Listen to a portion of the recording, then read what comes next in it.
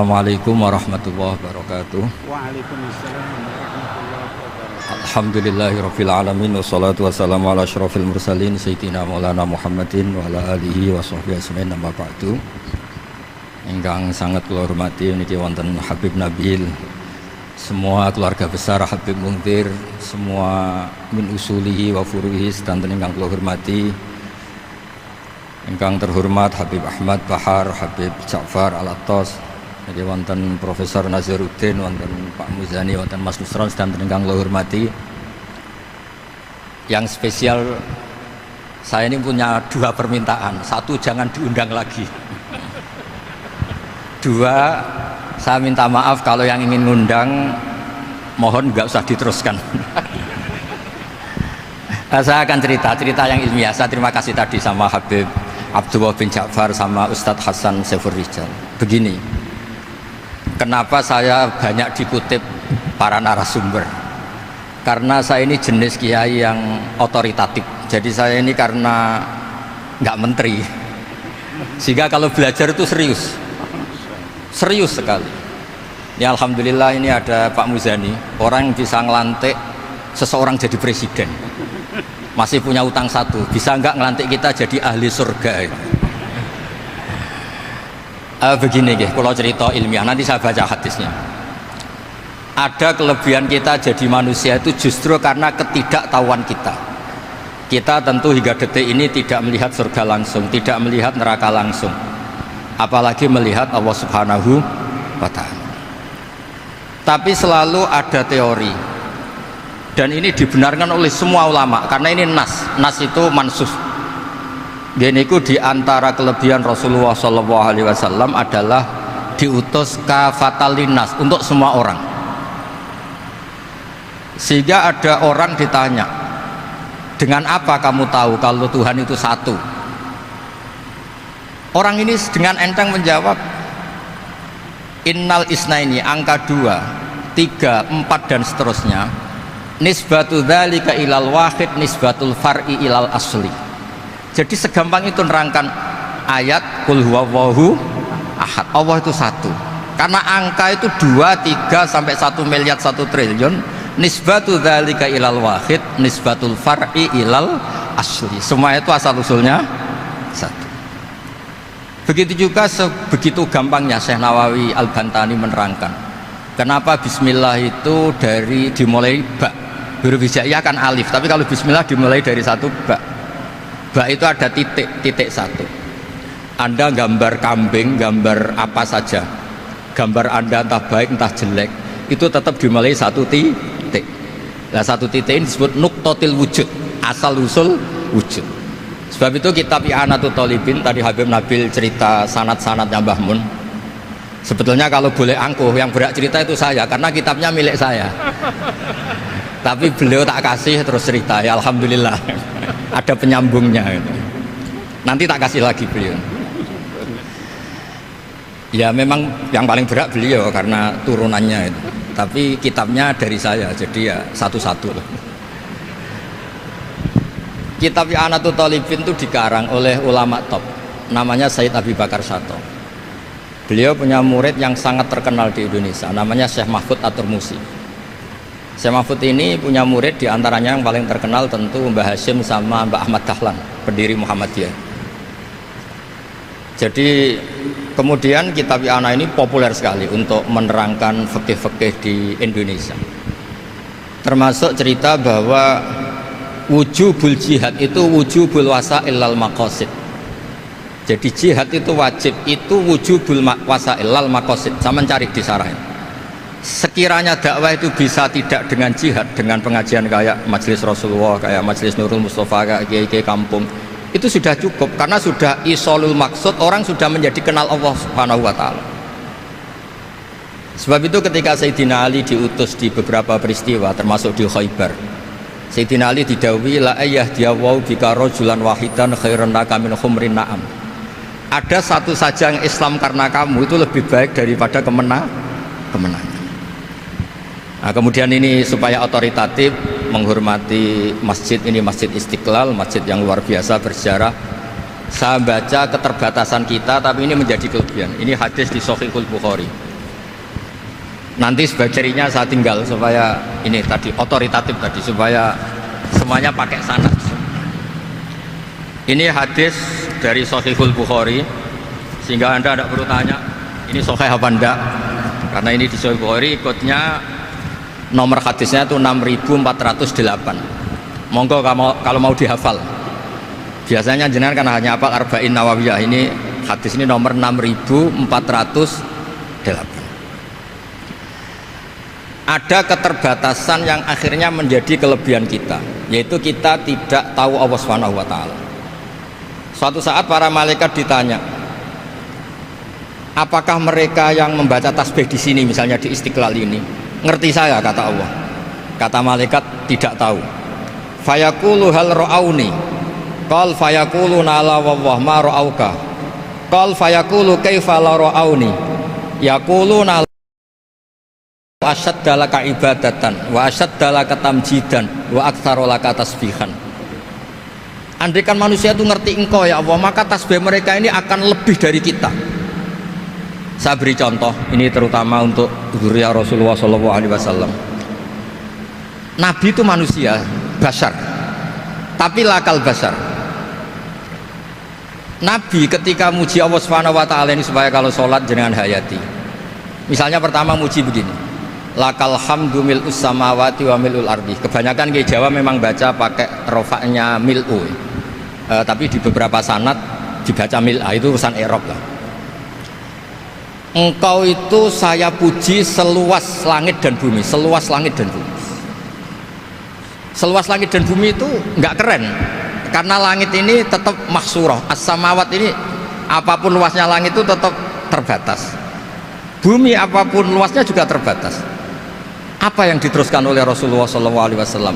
Wa mil'u ma syi'ta min syai'im ba'd. Dan pujian saya ini ya Allah sesuai kehendakmu, sejumlah kehendakmu, karena ini yang tidak terbatas. Begitu juga ketika Nabi dengan keterbatasan sebagai manusia, bukan sebagai Habibullah, atas nama manusia. Nabi itu punya dua sisi, kadang sebagai basar, kadang sebagai Habibullah. Dan sama-sama penting untuk mengawal Islam ini. Saya ulang lagi, sama-sama penting untuk mengawal Islam ini. Ketika Nabi sebagai basar ngendikan begini, la nuhsitan Allahumma lakal hamdu hamda yuwafi ni'amaka, misalnya pakai mukhatab, wa yukafi umazidak. Saya memuji engkau ya Allah dengan pujian yang sesuai jumlah nikmatmu, wa yukafi umazidak, dan bisa berserasian dengan tambahan-tambahan nikmatmu. Tapi apapun luasnya nikmat itu terbatas, sehingga Nabi nambahi, la ukhsi thana'an alita anta kama atneta ala nafsik. Saya muji ini tidak terhitung, sama sejumlah pujian yang engkau lakukan. La ukhsi atau la nukhsi thana'an alika anta kama atneta ala nafsik. Sehingga ini kreasi-kreasi Bani Adam yang malaikat itu tidak bisa. Saya ulang lagi, ini kreasi-kreasi Bani Adam yang bakat malaikat itu tidak bisa. Ini saya baca di kitab Fathul Bari, ini sarahnya kitab Bukhari. Kata Imam, ini saya ulang lagi, ini kata Imam Ibnu Hajar al-Asqalani, pensarah terbaik Bukhari. Jadi Sahihul Bukhari itu punya sarah paling terkenal namanya Fathul Bari. Itu gurunya Syekh Zakaria Al-Ansari. Syekh Zakaria itu dikenal sebagai Syekhul Islam. Itu berkahnya punya guru alim banget, kereng. Ibnu Hajar al-Asqalani itu kereng itu keras. Kalau muridnya tidak bisa itu keras sekali, tapi urusan ngaji saja. Terus punya murid itu pinter sekali, namanya Ibnu Hajar al-Haytami. Jadi beliau kalau mau ngaji ya susah, karena gurunya itu alim, nyuruh baca. Kalau mau ngajar ya susah, muridnya itu alim, takut salah. Jadi akhirnya pinter. Orang punya murid alim alama itu kan bingung. Makanya saya tidak suka kalau Profesor Nazar ngaji saya, nanti ngoreksi repot. Sudah gitu Islamnya beliau formal karena Menteri Agama, saya non formal. Lama-lama Islamnya beliau legal, saya ilegal. Kan jadi repot nanti. Makanya tadi tak bully, tak cocokkan. Kalau jenengan Menteri Agama sampai akhirat berarti top. Tapi kayaknya di akhirat saya yang ngelamar jadi Menteri Agama. Tidak ada, ini nggak penting. Ini hanya gojlokan saja supaya kelihatan bahwa menteri pun juga warga Indonesia. Begini kata Ibnu Hajar Al Asqalani, ini saya baca ya supaya penghormatan saya sama Habib Umar Hafid. Saya ini baca kitab beliau khatam serius, namanya Taujihun Nabi li Mardhati Bari, yang ditulis oleh Ustadz Fahmi bin Ali bin Ubaidun. Saya baca banyak, termasuk ketika beliau punya manhaj yang tidak populer, kata beliau fala budda antuwattina nafsaka ala annana khudamatu hadal kaun.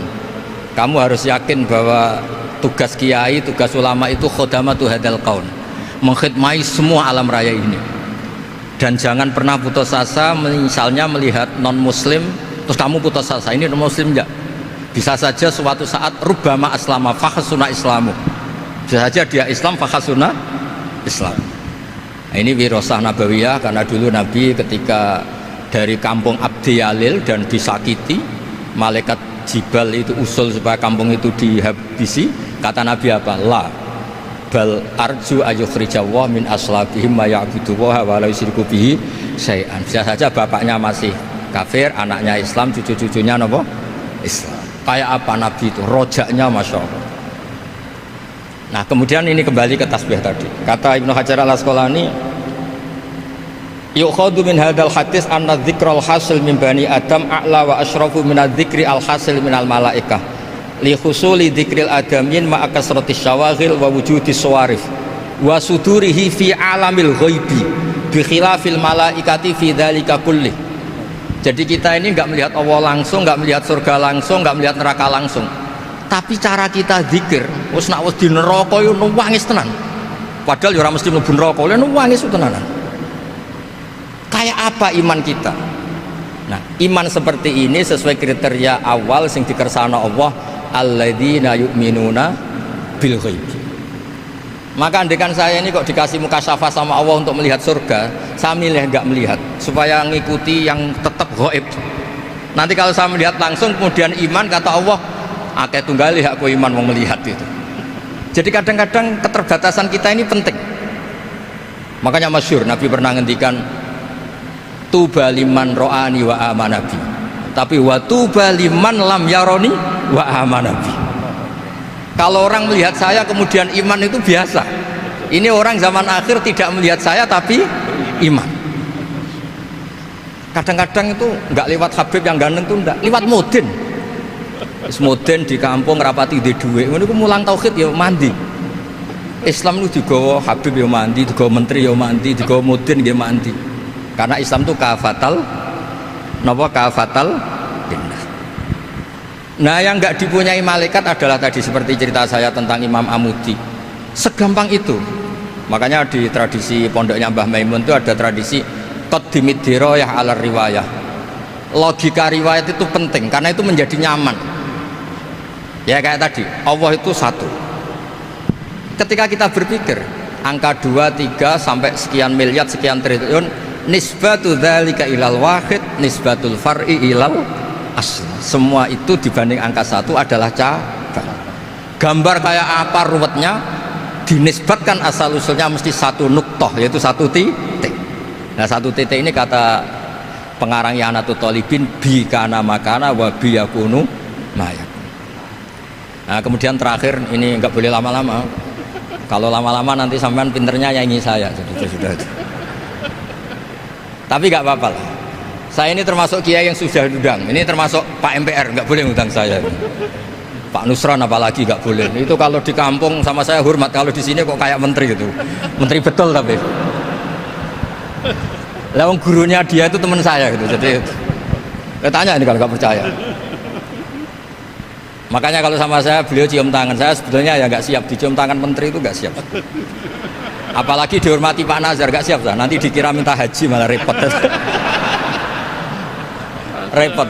Saya ini tadi bisik-bisik itu urusan ilmu tasawuf, ya ada urusannya dengan haji. Nah, cocokan. Kenapa beliau suka ilmu tasawuf? Saya kan sering lihat beliau ceramah di TV. Katanya obat Gus obat. Orang kalau belajar tasawuf kan kepenak itu. Kayak wis ahli swarga kan kepenak di tasawuf itu kan memang. Sekarang saya cerita tentang ini karena bidang yang saya tekuni. Ada kitab tentang ulumul Quran namanya Al-Mufradat fi Gharibil Quran, dikarang oleh Ar-Raghib Al-Asfihani. Ini kitab luar biasa. Di situ hanya cerita lafat-lafat per kata. Saya tadi sebelum kesini ngajar dulu di pondoknya Beki, Baitul Qurannya Pak Kures. Karena memang saya termasuk pengajar di sana. Artinya kalau saya sering ke situ, jangan iri. Memang saya termasuk pengajar di sana. Termasuk pengajar yang keren maksudnya. Keren itu artinya pakai referensi, bukan asal. Begini kata kitab itu. Rasulullah SAW itu kan punya nama Muhammad, orang yang banyak sikapnya atau semua sikapnya terpuji. Termasuk ketika sebagai manusia, sama kita termasuk ketika sebagai apa? Manusia. Sebagai manusia aja Nabi gak pernah salah. Begini kata kitab itu. Nabi-nabi yang keren-keren itu, sama lihat di Ahaditsus Syafa'ah, itu masih egois. Ketika ada haulul mauqif, ada prahara mauqif, itu semua nabi bilang nafsi, nafsi, nafsi, nafsi. Ketika dimintai syafaat bilang nafsi, nafsi. Tapi Rasulullah SAW itu beliau ngendikan ummati, ummati. Dan beliau ketika dimintai syafaat kata beliau, sudah, analah, saya bisa memberi syafaat. Kata beliau, fa'akhirru lillahi ta'ala sajidan fayaqulu li ya Muhammad irfa' ra'sa wasal tu'tah wasfa'tu syafa'. Kayak apa hebatnya Rasulullah SAW? Umumnya para nabi melihat akhirat itu sudah akhir dari semua amal. Itu menurut Nabi Muhammad gak keren. Allah itu gak bisa didikte akhirat. Allah itu Tuhan, tetap yaf'alu ma yasha. Jadi gak bisa misalnya sudah akhirat orang nyuwun sewu terus tanya, ya Rasulullah ini sudah akhirat kok jenengan sujud bareng ini gimana? Ini sudah nggak darul amal tapi ini darul jaza. Tidak bisa. Akhirat nggak bisa dibatasi.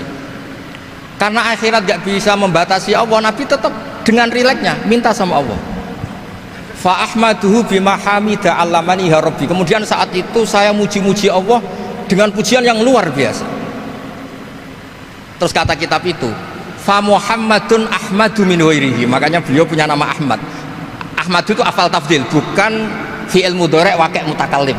Ini pernah madrasah dulu di Qudsiyah. Tamat terus. Beliau kalau di rumah hormatnya tidak kayak tadi, lebih dari itu. Tadi di sini pejabat terus. Sembrono kalau di sini itu kenapa itu. Ya tapi nggak apa-apa itu. Tadi sudah dipuji, akhlaknya baik, apa-apa baik, alhamdulillah. Fa Muhammadun Ahmadu min ghairihi. Ketika para nabi gak bisa muji Allah di mahsyar, bahkan mereka itu nyuwun sewu egois, hanya mikir diri sendiri, nafsi-nafsi. Rasulullah Muhammad ini punya nyali untuk muji Allah dan tetap mengajukan permohonan apa? Disebut fa Muhammadun Ahmadu min ghairihi. Sampeyan lihat di Bukhari, di Muslim. Fa Ahmadu fi mahamida allamaniha rabbi. Tetap muji-muji Allah. Bukti bahwa teori saya benar dan otoritatif adalah yang nggak bisa hilang di surga itu juga wiridan.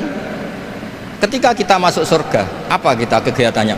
Da'wahum fiha subhanakallahumma wa tahiyyatuhum fiha salam wa akhiru da'wahum alhamdulillahi rabbil alamin. Nah, kemudian ini juga yang terus kemudian dinyatakan al-baqiyatus sholihat. Ini kalimat-kalimat yang abadi. Karena apa? Di dunia ya kita bilang subhanallah alhamdulillah, di akhirat dia bilang subhanallah. Kayak apa kerennya kita sebagai Bani Adam? Nah, makanya disebut alladzina yu'minuna bil ghaibi. Wong tidak melihat Allah, tidak melihat surga, tidak melihat neraka, tapi iman kita ini kayak iman sing musyahadah. Iman sing hakul yakin, ainul yakin. Kenapa demikian? Ya karena tadi kita diajari terus menerus oleh Rasulullah SAW. Yang terakhir saya cerita mukjizat. Ini juga terkait dengan betapa mudahnya hadaddin ini di logika, dicerna. Kata Rasulullah SAW, sabda Nabi di hadis, saya ulang lagi ini hadis sahih di bab awal Fadailul Quran di Sahihul Bukhari. Dicek kalau nggak percaya dicek. Ma minal anbiya'i nabiyyun illa u'tiya minal ayati ma misluhu amana alaihil bashar. Wa innama kana alladzi utitu wahyan auhahu wa ilayya fa arju an akuna aktsarahum tabi'an yaumal qiyamah. Enggak ada nabi kemudian kecuali dikasih wahyu, dikasih mukjizat. Dan mukjizat ini dahsyat sehingga orang itu dipaksa iman. Kayak Nabi Soleh, ada unta besar keluar dari batu. Nabi Musa punya tongkat dipukulkan ke Laut Merah langsung apa? Menyibak jadi daratan. Tapi kata Nabi Muhammad SAW, kata, saya itu tidak punya mukjizat kayak itu, juga gak ingin. Saya ini dikasih mukjizat Al-Quran, dan saya berharap karena mukjizat Quran ini adalah terus kemudian umatku menjadi yang terbanyak ila yaumil qiyamah. Sekarang kita berlogika, ini kata kitab Fathul Bari lagi, kita berlogika, a'jaza yu'jizu i'jazan, sesuatu yang menjadikan orang lain gak mampu disebut i'jaz. Kemudian karena ayat menjadi mukjizat, sesuatu yang kita sepakat gak mampu. Nah kalau itu masalahnya, tongkat dipukulkan laut kemudian menjadi kering, kita mampu ndak? Ndak kan? Tapi pertanyaannya, Anda bikin nyamuk mampu ndak? Ndak kan? Anda bikin sapi, bikin unta mampu ndak? Ndak kan? Makanya Nabi Muhammad SAW cukup, sudahlah kamu itu manusia, bahkan sekedar menciptakan lalat itu tidak bisa. Inna Allaha la yastahi ayyadriba mathalam ma'ba'udatan. Kemudian mukjizat ini sama Nabi dicontohkan hal-hal yang keseharian kita. Wa min ayatihil lailu wan naharu wasyamsu wal qamar. Sekarang peristiwa laut dibelah Nabi Musa dengan matahari yang nggak pernah turun mesin, itu keren mana coba? Keren matahari yang nggak pernah turun mesin. Terus kata Ibnu Hajar al Asqalani, li'annal mu'jizat al-madiyah kanat khisyatan tusyahadu bil absor kana qati soleh wa asa Musa wa mu'jizatul Qur'an tusyahadu bil basirah fakana man yattabi'uhu atau yatba'uhu li ajliha aksar fa innal ladhi yusyahadu bil absor yang qaridu bingkiradi musyahidihi wal ladhi yusyahadu bil basirah bakin, ya saya ulang lagi, bakin, ya bagian terus disaksikan orang sing ja'a badal awali mustamirran. Begini logikanya, mukjizat kayak nakoti soleh atau aso Musa yang terkenal, saya andaikan jadi umatnya Nabi Musa terus dikasih tongkat itu, terus bisa apa coba? Ketika kita punya utang disuruh nyaur, ya nggak bisa dipakai jaminan kan. Sudah gitu orang tanya ini asli apa enggak, kalau asli buktikan, kan ya repot. Tapi kalau kita jadi umatnya Rasulullah SAW ditunggoni Quran, punya banyak masalah resepnya sabar. Kalau nggak bisa sabar ya nyari kiai-kiai tukang ijazah, anak menodongannya mandi. Karena orang mensifati Allah itu macam-macam.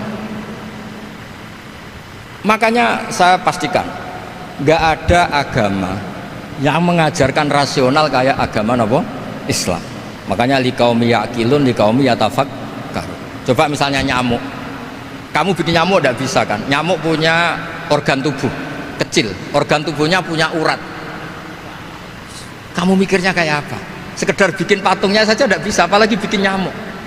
Jadi untuk mengakui kudrohnya Allah yang tidak terbatas dan kita lemah, itu tidak usah nunggu peristiwa kayak terbelahnya laut.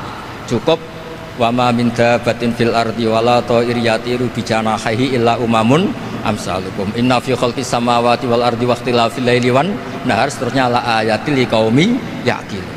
Nah gara-gara pola yang diajarkan Nabi itu ila yaumil qiyamah orang tetap Islam karena nyaman dengan kepastian mukjizat ini baqiyah ila yaumil qiyamah. Itu kayak apa baiknya Nabi. Makanya saya suka tadi burda yang dibaca, ada ulama kayak Muhammad bin Said Al-Busiri yang ngarang burda.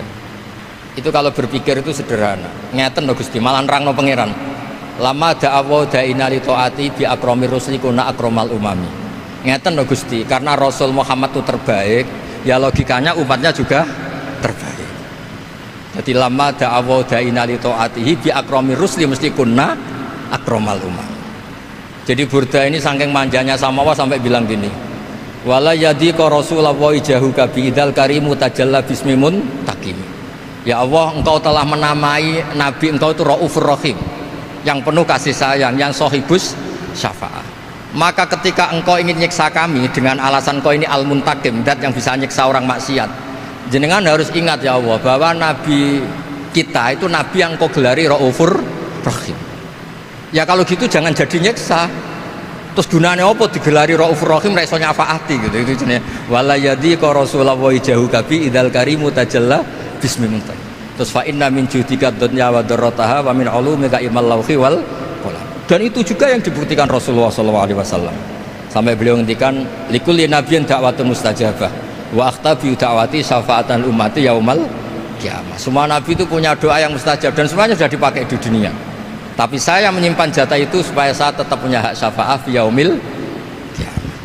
Terus ini bukti-bukti bahwa ilmu yang selama ini diajarkan para habaib, para kiai itu otoritatif. Saya hanya bantu jenengan memastikan kalau hadis itu sahih, dimaknai oleh ulama-ulama yang kredibel. Ya, perjanjian terakhir tadi, saya ini termasuk kiai yang sergap. Tanya Mas Nusron, Pak Muzani juga pernah ke rumah saya. Meja saya itu isinya ya kitab. Habib Nabil pernah ke kamar, isinya kitab. Jadi kalau jenengan ngundang saya itu berhadapan-hadapan sama hukumnya Allah, yaitu ganggu orang belajar gitu aja. Mohon ngoten mawon. Assalamualaikum warahmatullahi wabarakatuh.